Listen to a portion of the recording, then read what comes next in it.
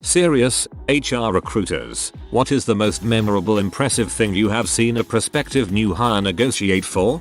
I remember one director getting paid a salary of £100,080 which seemed to be solely so that he could go around saying his salary was over £100k.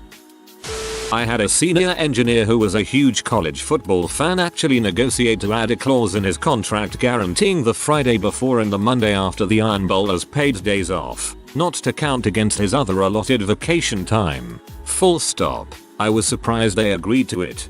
Former small business owner here. I once gave a new hire the first day of deer hunting season as a paid day. I knew he would not be in that day anyway. It paid off when he gave me 40 pounds of meat. He also did more actual billable work than any other two people.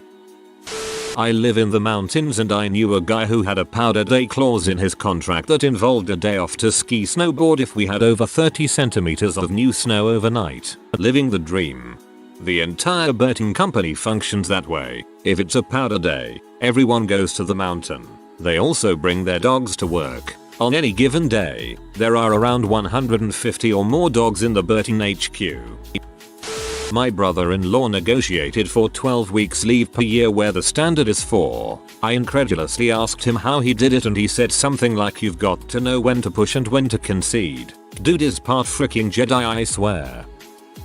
I was doing prelim screening via phone for several candidates. Think of it like a mini phone interview to weed out the obvious weirdos or people who have blatantly padded a resume and aren't really qualified. One guy stopped me mid-sentence to inform me that in order to continue with the interview, I was just screening at this point. Our company would have to pay him $50. I was not impressed, but it did stand out. I own a recruitment firm, executive search, for tech companies. I placed a guy in the biggest SaaS vendor going around. He's a senior sales guy. No candidate should ever do the negotiating. They will usually frick it up. This guy was a special case and I trusted him. He negotiated such a huge stock package. The only person with a bigger RSU package was the CEO, country manager included. He even negotiated personal stocks for me as a favor. That was freaking unbelievable. My guess is he was a good salesman. Their father's birthday. They only wanted the birthday for that 1 year because his father was terminally ill. We were a relatively small organization. We agreed, and he seemed legitimately shocked that we had said yes so easily and he almost teared up. It was at the end of the interview. Dude was a great employee. I think he still works there. Months of free pay. Guy was a citizen but he kept having his wife's visa held up and she was 9 months pregnant. Didn't show up for months due to these complications and threatened to quit if he didn't get regular salary. So they just paid him for the 3 or 4 months it took for him to get his crap together. Mother sucker even got his quarterly bonus despite never having actually started to work. I used to recruit SAP and Oracle professionals who would travel from all over the country to work in the DC area. These guys would negotiate anywhere from $140 per hour to $200 per hour. I almost crap a brick when I found out how much they can make. That rate also doesn't include having all their meals and hotel paid for. SAP consultants make absolutely stupid amounts of money. The one we use drives a Lambo. Our temp agency needed a new sales manager. Position offered $30,000 W1 cap commission.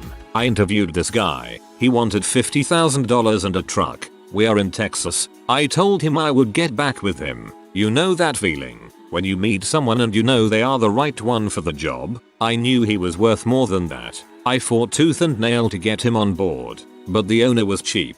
This guy interviewed with our closest competitor, where my best friend works, and she got the approval to hire him. She spilled the beans over drinks. He gets $55,000, a new truck every 2 years, and get reimbursed every week instead of every month. He is a great salesman. He took 6-10 of our big clients. Every time he did, I asked the owner if could have afforded him. My friend's office went from 2 branches to 7 and I got unemployment. I would have applied at the competitors and told them you fought tooth and nail for that guy. Another department head of the government that I work for called me over for what I had annoyingly assumed would be legal advice. without an appointment and sat me down when I arrived and asked how much money I was making. I kind of thought that was rude, but pay disparity has been an issue here, so I told him. He then asked how much money I wanted to make, and then I realized this conversation was a job offer. I tossed out a number 22% above my then current pay range and equal to the assistant department head position. He said okay, and then I wished I had asked for more money because the benefits and vacay around here are already pretty dang good. One of the guys who joined our production engineering group successfully negotiated that he would get the Friday before USC-UCLA football game off. He was a die-hard Trojan, and our engineering manager is also a Trojan, so he let the guy take the days off. A company car. No travel was required for work for this guy at all. He gets a new car every 2 years. He's not had his own vehicle in probably 12 years at this point. They cover maintenance and insurance. He gets a free car. I texted and asked. He is wrapping up a lease on a Cadillac CTS, and he said it looks like he's getting a new Impala come September. I have no idea what he gets paid, but frick him for not having to worry about a car. I called and talked to him last night about this. This is on top of his normal pay, and they do include it in his total compensation. So he is taxed on it somehow. They do 24-month leases because somehow it's cheaper for the company. They are switching to Chevy GMC from Cadillac just due to price. As far as asking for the vehicle, when they offered him the job, he said he wanted whatever money they were offering plus a company car. They accepted it. Not having to worry about a car. Well, unless he gets fired. That would be really funny actually. Boss calls him in at the end of a Friday, tells him he's fired, and now he doesn't have a car to drive home. Corporate recruiter here. This happened 2 weeks ago. I was discussing when a applicant could come in and get started with my company. This is when the applicant said, I need to know when you will tell my company that I am leaving. After getting him to repeat himself, it hit me that this guy wanted me to call his company and tell them he is leaving. I quickly pulled my offer. I mean, I'm sorry, but my mom can't do it. She's driving me to my dodgeball league later that day. I had one maintenance engineer as for $72K, plus it had to be door to door. Plus it had to have a car and also 30 days holiday. He said he wouldn't take anything less. I continued through my questions and asked about his current employment. He told me he was currently between jobs because he just couldn't find the right one. He was basically looking for diamonds in a woodwork store. We negotiated that the new company buy our house so we could move quickly. They build homes, so it wasn't totally unreasonable. My wife was super pregnant and I was being courted by a major defense contractor that was going to mean a 38% raise on my current salary. My dilemma was, do I stay with the lower salary and be able to use all the leave I saved up when my son comes, or do I take the new job that will enable me to better support our single income family? In my interview, I was able to convince the hiring manager to agree to an additional 7 days of paid leave on top of the normal amount so I could stay home with my wife after my son was born. The whole lack of paternity leave is horseshit. I agree paternity leave should be more common, but here I am surprised that you can support your wife and child and yourself with a single income. On top of paying for her moving expenses, a friend of mine moving from Colorado to Florida for work got an extra $5K to change her wardrobe to better fit her new environment. My favorite is when I tell someone that we are passing on their app and they get mad at me and ask for a manager. This is not freaking retail, people. A friend was being recruited for a contractor position for a 2-year contract. He had a very good salaried job and didn't really want a new gig, but they kept pushing. He asked for a rate of $1,000 a day and to everyone's shock they accepted. This kind of thing happens to my boyfriend all the time. He pushes his luck assuming people will say no, like when he tells people his rate is $100 an hour, and they almost always say yes. The one time he's been turned down, he asked for $35,000 to fly across the country and set up a company's servers on short notice. It was easily a $3,000 job. I negotiated a pay raise from £17K to £28K. Switching jobs, not great, but a fair jump. The HR guy blushed and said okay, anything else? To which I said yes. A £2K relocation allowance and private healthcare, to which he gasped and started scribbling down. Offered me £26k, £2k relocation allowance, private healthcare, to which I agreed with a slight caveat. £26k, £2k relocation tax-free, private healthcare and a 3-month salary review. I work for a human rights foundation where the people have crazy entitlement issues. One lady from Eastern Europe, we offered a job in New York but her visa got denied. While we worked out the issue with the government, we had her start work in Budapest. Now, Budapest has seriously low cost of living and labor in comparison to New York, so we offered her the Budapest salary until she eventually moved to NYC when we would bump it up to NYC salary. She had already rented out an apartment in New York before getting her visa. Didn't think that was even possible, so she managed to negotiate working in Budapest on a New York salary, 4 times what Budapest staff she sits next to are earning, plus double relocation to each country and accommodation for the entire time she's in Budapest. Personally, I would have said no. She was stupid enough to rent an apartment without having a visa, that's her problem. Another one. As part of our relocation package, we offer 2 weeks accommodation in either our corporate apartment or a hotel in the countries we don't have one. Hired a woman who had to move across country to New York and the corporate apartment wasn't free, so we put her up in a relatively nice hotel. She didn't like the air conditioning in her room, but rather than speak to the hotel desk, she called up our HR team and demanded she get moved to another hotel, and she needed 4 weeks now, not 2. $30,000 later and she's staying a month in one of the nicest hotels in Manhattan. I have so many stories, but the surprising thing is that they are mostly from staff in New York. European offices aren't so bad. I offered a woman a job in our Pakistan office. Amazing salary and benefits, especially for the location. Woman insisted that we were offering her a low salary because she's a woman, despite the fact that we offered her more than the male employee she was replacing, who had been with us for 10 years, and as an organization we do a lot for women's rights. She wouldn't let up and I eventually handed over to our regional HR partner. She got a higher offer, pension, medical, 2 private drivers, 1 to take her to work and 1 to take her kids to school, and a huge annual bonus. Current recruitment HC consultant. Have done IT headhunting. SAP dude negotiated a 4-day work week, 3 days work from home. Salary range was $115-125, lower for SAP. A guy petitioned for $175 hourly. He got it. My sister used to work for an engineering firm.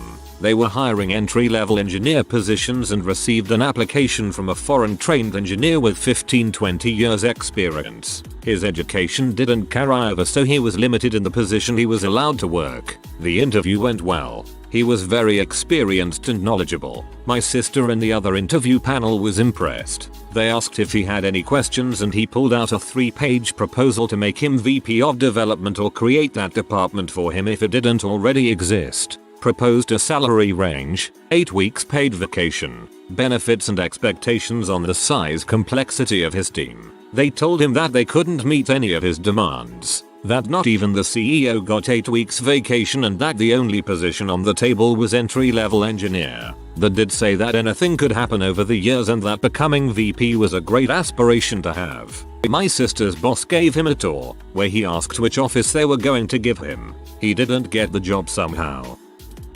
Former tech recruiter had a candidate negotiate his salary from $130k, $165k, a $35k relocation package, Arizona to Colorado, $50k stock options, and a $40k yearly bonus. I was floored. Placed another candidate there and told him to negotiate for something similar. The company gave into that too.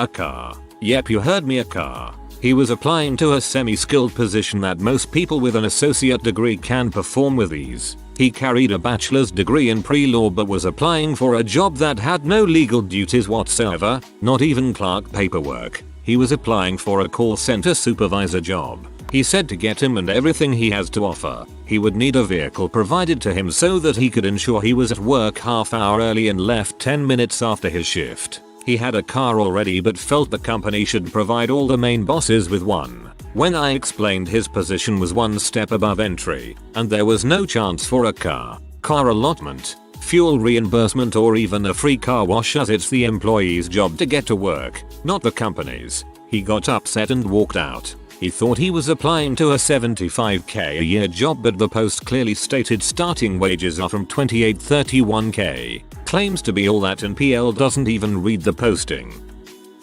Let me begin by saying his request was not granted. This wasn't big or amazing, but it was memorable for being so petty and entitled. One employee claimed that his brand new shirt that he got for Father's Day got caught on the door of a stall in the men's room. He wrote a formal letter of complaint to the freaking director of the organization, demanding that he be reimbursed the money to buy a new shirt immediately. Apparently it was the organization's responsibility to warn him that bathroom door locks are not flush with the doors themselves. I'm not sure if the director ever gave the employee a talking to for wasting his time, but from my position I can see that no formal reply was made. As you might imagine, the guy was super petty in all his interactions here, and eventually left because the two little old ladies who were his immediate co-workers weren't showing him the respect he deserved in the workplace.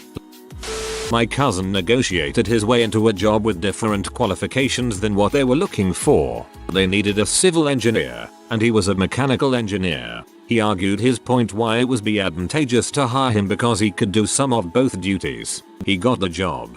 Often the title doesn't matter all that much. In my group we have mechanical, civil, electrical and chemical engineers, and we all do the same things.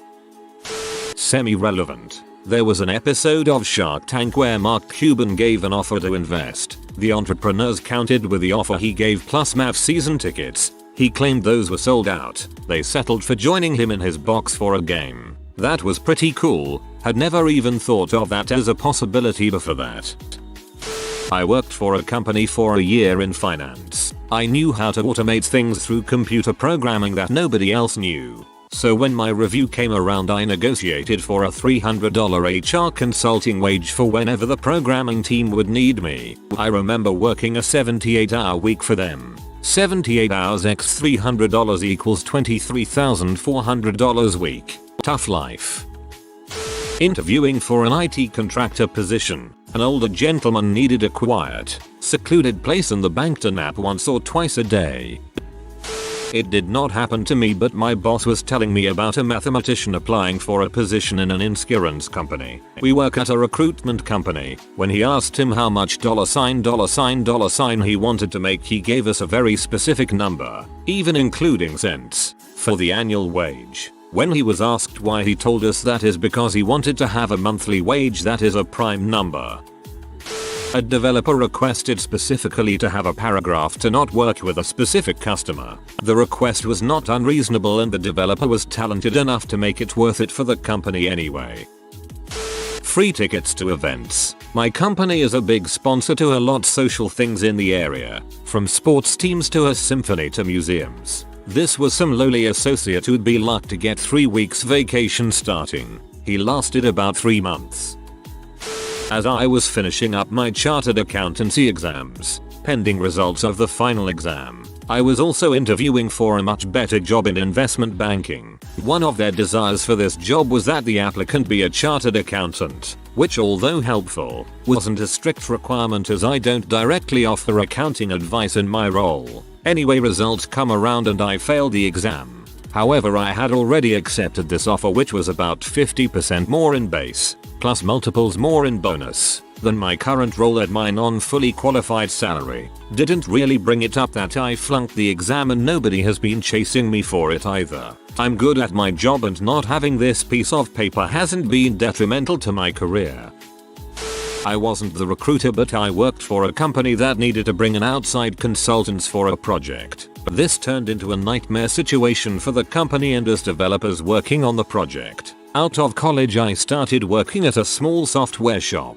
We mostly did web app stuff for some companies and some custom work. Not just a website like Visitors at, but actual web applications for inventory management and sales compliance. So pretty intricate stuff. Since we were a small shop, we had about 10-12 developers that were spread over a few projects. Our owner always wanted more work because obviously more work means more income. Except he wasn't too keen on hiring new developers because the workload would vary. In my last year working there, we have one of our clients that wants to implement an inventory system for a branch of their business. This hits at the same time we get a lot more work and we realize we need to have a pretty in-depth ETL, extract, transform, load, process for their data, and to get that data to interface nicely without spec. We tell the managers that this will end up being a pretty decent amount of time for the devs, but that if we buy a specific tool that is part of the Microsoft package, or really a bunch of other tools, that we can get the work done in-house. Owner determines he would rather consult us out. Problem is, he puts one of the non-tech managers in charge of the hiring process and he lacked the knowledge to make a proper call. Long story short, we choose to go with these two older guys who have been doing consulting for a while. Good reputations and references. Problems start right away. One guy is acting like a project manager and his partner is the main engineer. His partner decides to essentially recreate the wheel. He tries to write an ETL program from scratch. While not necessarily a terrible choice, it was considering the fact that there are many tools or options he could have implemented for at least a partial solution. It would be like rewriting Microsoft Word to make a word process app. Doesn't make sense. We end up getting late deadline over late deadline. The new code that's supposed to be working and he guarantees it works, it doesn't. This goes on for 8 months. Absolutely the same crap. Keep in mind we would have had this completed in-house if we went that route. All said and done, we fired them. Their work was unusable. Boss ended up having to pay the consultants a combined amount of $130k for 8 months of work that was unusable. Recently a candidate were asking specific details as to how much time outside of office hours will be spent on social activities with the company. The candidate returned to this topic several times to a point where I decided I did not want to proceed with the candidate. Memorable, not impressive. If you are new to the channel, you can subscribe. I publish new videos every day. Until then, check another video.